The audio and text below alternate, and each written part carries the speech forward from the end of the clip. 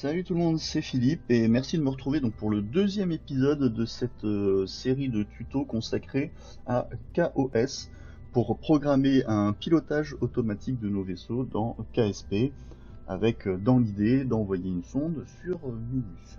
La dernière fois, je vous avais présenté les différentes parts qui venaient avec KOS. Il est temps aujourd'hui de construire notre première petite fusée et de la piloter avec KOS. Donc on y va. Nouveau vaisseau. Je vais choisir une petite sonde, celle-ci. Je vais tout de suite lui mettre un parachute avant d'oublier. Voilà, on va pas aller très haut, donc je vais modifier voilà, les réglages. Je vais mettre ça comme ça. Je lui mets un découpleur, le TD06 devrait suffire.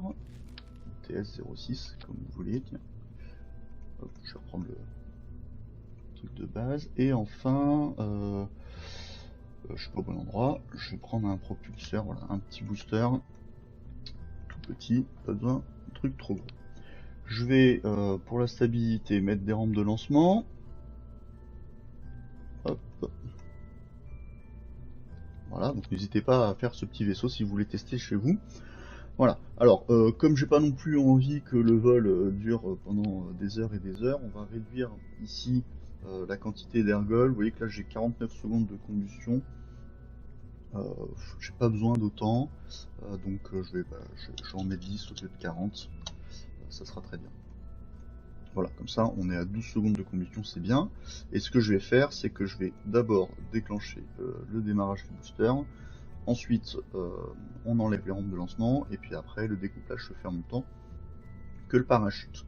Voilà, alors évidemment, chose essentielle, si on veut programmer un pilote automatique, il ne faut pas oublier d'ajouter la part de KOS. Alors, donc je vais rajouter ce petit disque dur, là le KR2042. C'est le tout premier qui est débloqué en mode campagne, en mode carrière, c'est pour ça que je vais prendre celui-ci.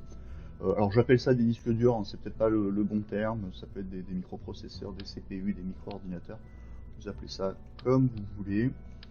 L'important c'est qu'on comprenne bien de quoi on parle. Donc je parle des parts de KOS. Donc là en mémoire, je vais laisser à 5000 octets, 5 kilooctets. Je vous rappelle que je pourrais monter à 10 000 ou à 20 000. C'est pas du tout utile pour ce qu'on va faire aujourd'hui. Donc je vais rester à 5000 octets. Je vais pas allumer la lumière pour pas consommer de l'énergie bêtement. Ici il y a 5 quantités de charge électrique. La sonde en a 10, ça fait 15 au total. Il n'y a pas besoin de plus pour ce qu'on va faire aujourd'hui. Donc je vais pas ajouter de batterie. Je remets mon parachute. Je fais attention à mon staging qui a été modifié. Et là, normalement, on est tout bon. Un petit nom, je vais pas me casser la tête. Tuto KOS. On sauvegarde. Et puis c'est parti pour notre premier lancement avec KOS. Et nous voilà sur le pas de tir avec notre premier petit vaisseau prêt à décoller. Alors, si je veux faire décoller ce vaisseau de façon habituelle, de façon manuelle, comment ça se passe? J'appuie sur la barre d'espace. Je déclenche le premier stage, j'appuie sur la barre d'espace. Et enfin, une fois que les boosters seront complètement vides d'ici 5 secondes, je vais appuyer à nouveau sur la barre d'espace pour découpler mes deux étages et puis pour déclencher le parachute. Voilà, le parachute se déclenche tout de suite, parce que je vous rappelle qu'au niveau des paramètres, j'avais fait en sorte qu'il se déclenche pour une pression minimum de 0,75, mais comme on n'est pas très haut, du coup, il se déclenche assez vite. Par contre, là, ça va tomber en chute libre jusqu'à ce que le parachute s'ouvre complètement. Bon, voilà pour un lancement classique. J'avais trois étages à déclencher, donc j'ai appuyé 3 fois sur la barre d'espace. Maintenant, comment ça se passe avec KOS? J'ai donc relancé le vol et maintenant on veut utiliser notre programme, notre pilote automatique avec KOS. Donc, soit je fais un clic droit sur la part de KOS, ici, qui est bien caché, mais j'ai quand même accès. Et vous voyez que là, j'ai dans mon menu, j'ai Open Terminal, qui est là, Close Terminal. Hop. Donc évidemment, ce qui va nous intéresser, c'est de l'ouvrir, mais je vais vous montrer une autre façon de l'ouvrir qui va être plus pratique que d'aller chercher la part qui est cachée, surtout que des fois elle va pas être accessible, si elle est à l'intérieur d'une poire ou ce genre de choses, ça peut être compliqué. Si vous la faites glisser à l'intérieur d'une autre part, ça va être compliqué. Donc le plus simple en fait, c'est d'aller ici dans l'onglet KOS et d'ouvrir. Vous voyez que ici on retrouve la part, en plus là elle s'allume en violet, et j'ouvre à partir de l'ordinateur, j'ouvre ce truc là. Donc vous voyez ici tuto KOS, c'est le nom de mon vaisseau, et le CPU qui est utilisé, c'est le KR2042. C'est un peu pâle ici, vous pouvez changer la luminosité, moi j'aime bien mettre à 1. J'aime bien changer aussi ici, au lieu de prendre la fonte courrier new, il y en a une que j'aime bien, c'est voilà, Source Pro et Bold. En bold, c'est-à-dire ça vous met en gras, donc c'est déjà beaucoup plus lisible. Et enfin, ici, vous pouvez changer la largeur et la hauteur. Alors déjà, vous pouvez le changer manuellement.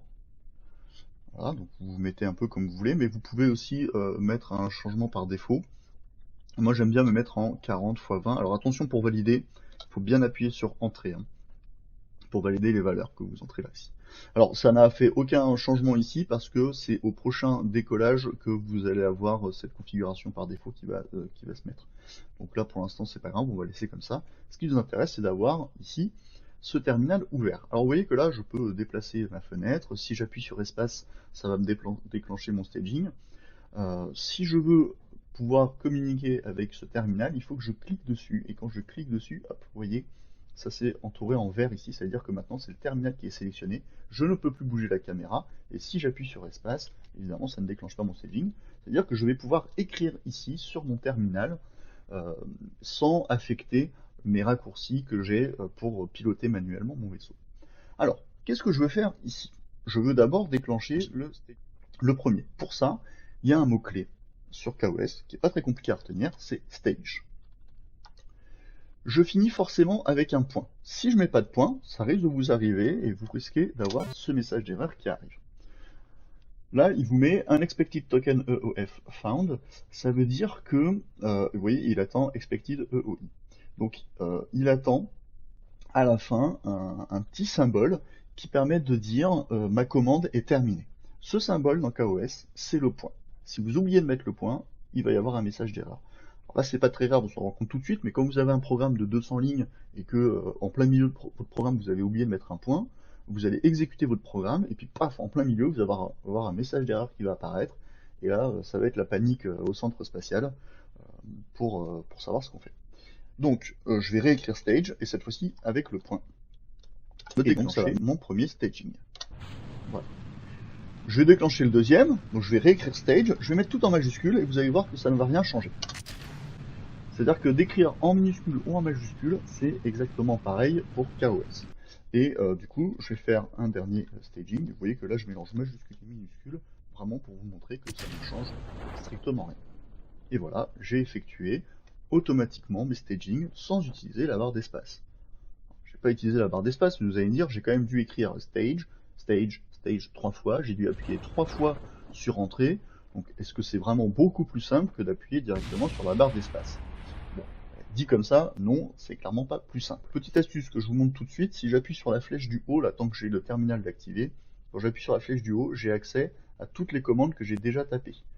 Ça veut dire qu'au lieu de taper 3 fois stage, en fait, j'aurais pu utiliser la flèche du haut, ça m'aurait fait économiser un petit peu quelques touches. Cela dit, ça reste pas intéressant de programmer comme ça. Nous, ce qu'on veut, c'est pouvoir écrire un programme et ensuite exécuter ce programme. Que cela ne tienne, faisons ça tout de suite. Nous voilà revenus sur le pas de tir, donc j'ouvre ma fenêtre KOS et vous allez voir que là, normalement, quand je vais ouvrir le terminal, hop, voilà, les valeurs par défaut que j'ai indiquées ici sont respectées, donc on a un écran plus petit maintenant. Alors, comment faire pour écrire notre programme pour ne pas avoir à répéter plusieurs fois la même commande? Pour cela, on utilise le mot-clé edit. Edit, et puis je vais appeler mon programme lancement. Je finis avec un point évidemment. Alors quand j'écris edit, KOS va regarder est-ce que ce fichier lancement existe ou non. S'il existe, il va me l'ouvrir. S'il n'existe pas, il va le créer. Donc ici, il n'existe pas, il me le crée, new file. Alors, il me le crée où? Il me le crée dans un volume qui s'appelle 1,2 points. Le volume 1,2 points, c'est tout simplement le disque dur qui est inclus là-dedans, dans cette partie, qui est dans mon vaisseau. Comme pour votre ordinateur, vous avez des C2 points, D2 points, G2 points, etc. KOS va fonctionner avec des nombres 0, 2 points, 1, 2 points, 2, 2 points, ce genre de choses. Donc le 1, 2 points, c'est le microprocesseur, le disque dur qui est actuellement actif. 0,2 points, on va s'en servir aussi, on verra plus tard à quoi ça correspond dans d'autres vidéos. En attendant, quand je fais ça, il m'ouvre une fenêtre ici qui va me permettre d'écrire mon programme. Donc tout à l'heure on a vu qu'il suffisait d'écrire 3 fois stage, stage, stage, et ça va m'exécuter mon programme. Donc je sauvegarde, hop, et je quitte la fenêtre. Vous voyez, quand j'ai sauvegardé, il m'a mis que les changements ont été effectués. Si je veux être sûr que mon programme apparaisse bien là où je veux, il me suffit de taper list, je finis avec un point évidemment, et hop, on voit ici que mon programme est là, lancement, que la taille est de 20 octets, et qu'il me reste donc 4980 octets, puisque la taille totale était de 5000 octets. Bon, sauf que je viens de me rendre compte que c'était peut-être pas très malin de faire les 3 stages d'un coup. Donc je vais éditer mon lancement. Donc pour ça, je vais revenir sur Edit lancement. Donc comme je disais tout à l'heure, j'appuie sur la flèche du haut, ce qui me permet de revoir les différentes commandes que j'ai écrites. Edit lancement, cette fois-ci, lancement existe. Donc au lieu de me créer un nouveau fichier, il va simplement ouvrir le fichier qui existe déjà. Et vous voyez, on a les 3 stages. Alors, ce que je veux ici, moi, c'est déclencher les boosters, c'est le premier staging, mais après je veux attendre un petit peu. Je vais attendre une seconde. Donc wait comme attendre, et 1 comme une seconde. Et le point, je vous rappelle que c'est juste pour dire que c'est la fin de ma commande. J'ai le droit de mettre des valeurs décimales. Par exemple, je peux attendre 1,5 secondes. Si j'écris comme ça va pas marcher. Il ne faut pas écrire 1,5 comme en français, il faut écrire ça 1.5. Alors pas de panique, KOS va bien comprendre qu'il s'agit du nombre 1.5 et il va pas comprendre la commande wait 1 qui se termine avec le point et puis ensuite 5 qui se termine avec le point. Il va bien comprendre qu'il s'agit de 1.5 ici. Je saute une ligne, juste pour aérer mon programme, ça va rien changer pour KOS. Donc, KOS va lire le programme de haut en bas, il va l'exécuter de haut en bas. Donc, il va faire le premier staging, il va attendre 1,5 secondes, il va faire mon deuxième staging, je vais lui demander d'attendre 2 secondes, puis il va faire le troisième staging. Ah, mais sauf que le dernier staging, c'est le déclenchement du parachute. Je veux pas que le parachute se déclenche alors que les boosters sont encore en train de fonctionner. Donc 2 secondes, c'est trop court. Alors je regarde ici. Ici, j'ai 12 secondes de combustion, j'ai attendu 11,5 secondes. Bon, je vais pas prendre un arrondi très grossier, je vais attendre 15 secondes, et puis là, moi, je suis sûr que je suis tranquille. Je vais sauvegarder ça. Hop, et voilà, les changements sont sauvegardés ici.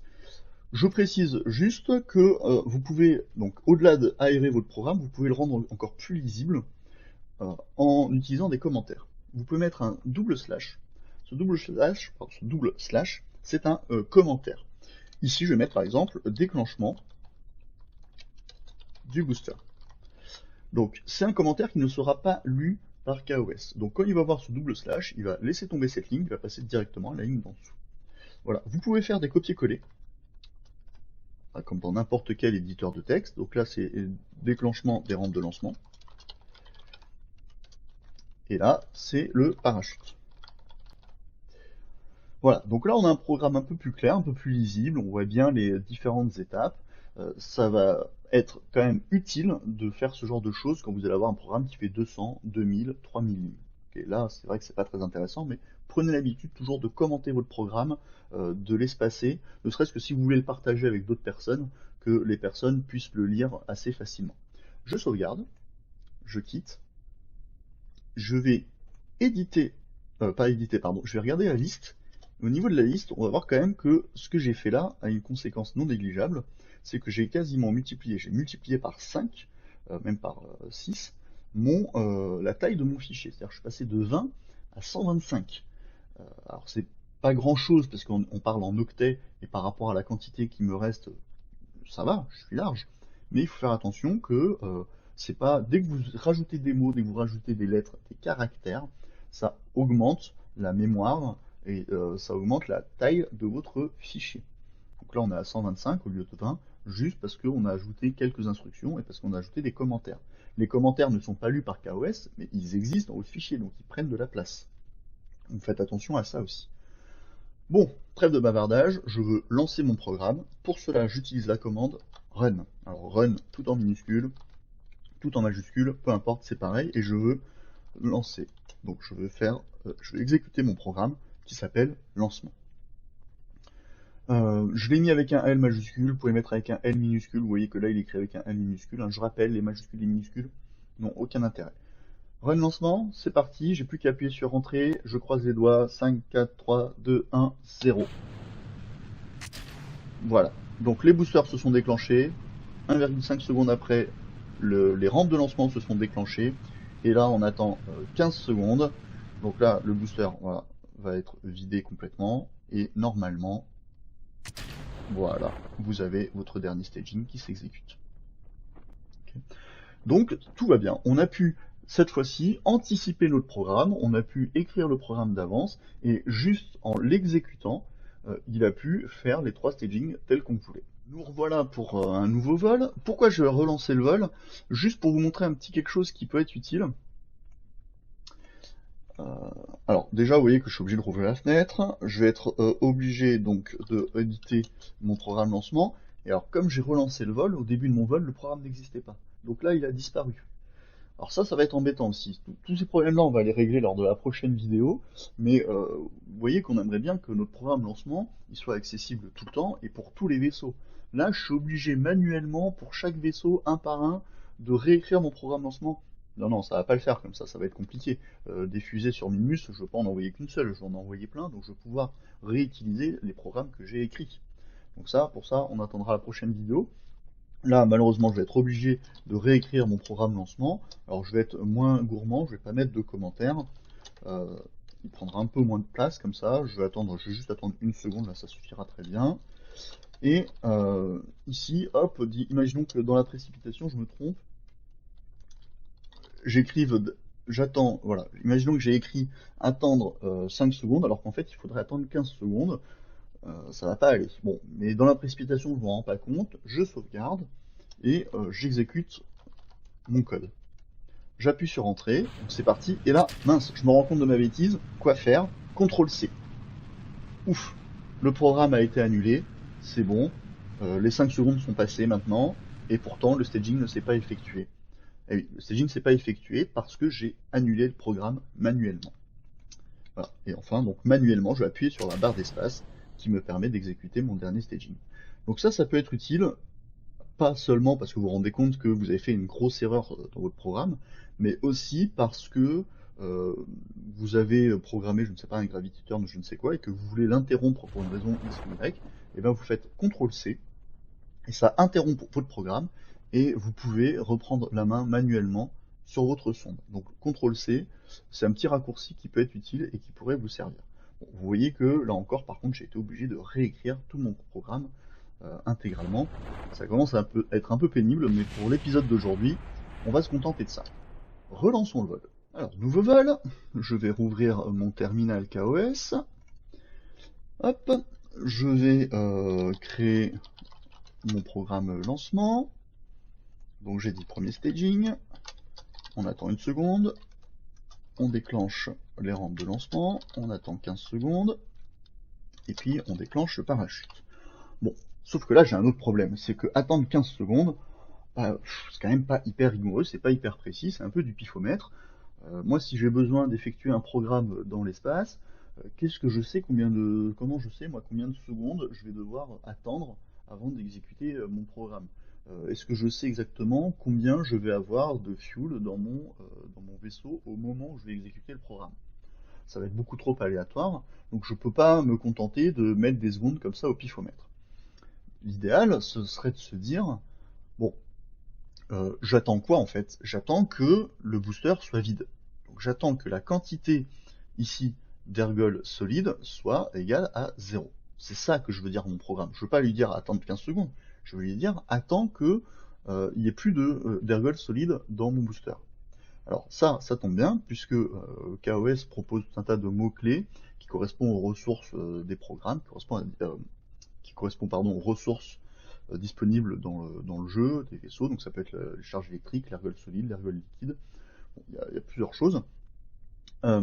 Et donc, du coup, je vais lui dire d'attendre que la quantité d'ergol solide soit égale à 0. Alors l'ergol solide en anglais c'est solid fuel, et ma variable s'écrit en un seul mot. Alors du coup, comme elle s'écrit en un seul mot, mais que ça correspond en réalité à 2 mots, je vais juste mettre un F majuscule ici pour juste une question de lisibilité. C'est pas du tout obligatoire, mais l'avantage de ne pas différencier majuscule minuscule, c'est que je peux écrire un peu comme je veux, et donc moi je décide de l'écrire avec un F majuscule ici au milieu pour bien différencier les deux mots. Donc je veux attendre que solid fuel égale 0. Écrit comme ça va pas du tout marcher. Je veux attendre en fait jusqu'à ce que j'obtienne 0. C'est-à-dire qu'en gros là, il va faire le staging, il attend qu'une seconde se passe, il fait le staging, et là je lui dis, avant de continuer le programme, attends un petit peu, et tu vas attendre jusqu'à quand? Jusqu'à ce que la quantité de solid fuel soit égale à 0. Donc le jusqu'à ce que, c'est until. Donc on va attendre jusqu'à ce que solid fuel égale 0. Wait until solid fuel égale 0. Alors, si je l'écris comme ça, c'est toujours pas satisfaisant. C'est pas satisfaisant parce que je veux que la quantité de solid fuel soit égale à 0, mais où ça? Dans tout mon vaisseau? Uniquement dans ce booster-là? Dans mon étage qui est actif actuellement? Là, pour l'instant, KOS, il en sait rien. Si vous avez, je sais pas moi, si vous avez 2 boosters latéraux que vous déclenchez au début et que ensuite vous avez 2 autres boosters latéraux que vous déclenchez dans un staging futur, vous pouvez pas parler de la quantité de solid fuel générale de votre vaisseau. Il faut parler uniquement de la quantité de fuel qui est dans le stage qui est actif. Alors, nous ici, ça n'a pas de différence, parce qu'il n'y a qu'un seul booster, donc tout va bien. Mais quand même, prenez l'habitude de vous poser la question de quoi vous parlez. Est-ce que vous parlez de votre vaisseau? Est-ce que vous parlez de l'étage qui est actif? Ici, moi, je parle de l'étage qui est actif. Donc pour ça, on ajoute une structure qui s'appelle la structure stage. Et je vais mettre un 2 points.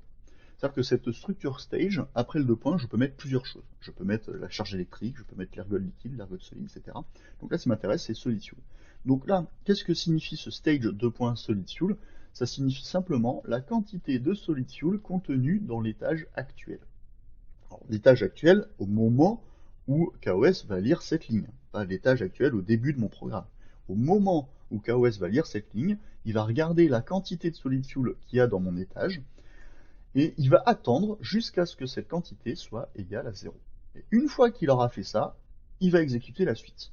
Alors moi, la suite, je vais attendre un petit peu, je vais attendre qu'une seconde se passe. Une fois que mon booster est complètement vidé, je vais attendre une seconde, et puis je vais déclencher le dernier staging. On sauvegarde, et on exécute. Hop, je vais laisser cette fenêtre ouverte. Run lancement, vous vous souvenez, et c'est parti. Staging, on attend une seconde, staging, et là, on attend ici que l'ergol arrive à 0. Je ne sais pas combien de secondes on va attendre, mais peu importe. Il arrive à 0, j'attends une seconde, et le stage s'est déclenché.